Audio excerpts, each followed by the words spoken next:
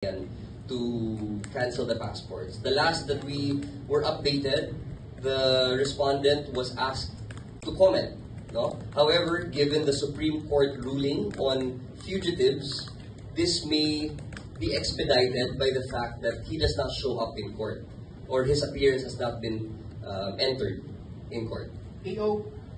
Update lang po doon sa mga nag-file po ng courtesy resignation sa mga so-called NEPO babies sa Ombudsman. Kasi may lumabas sa listahan po na ilan po sa mga nag-submit ng kanilang courtesy resignations ay hindi po tinanggap ni Ombudsman. Kamusta po yung mga ibang mga nag-submit po ng resignation? Meron po ba mga natanggap po na resignation si Ombudsman po ba?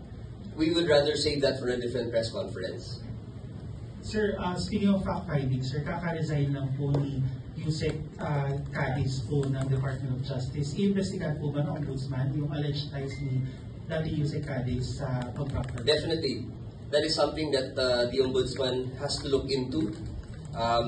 Given all the allegations, however not yet sworn into, but there are other reports as well of his involvement. And so definitely there will be a fact-finding body that will be dedicated to that as well.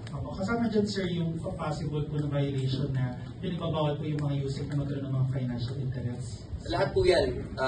We will have to sift through the evidence, no? Wherever the evidence takes us, that's where we will go.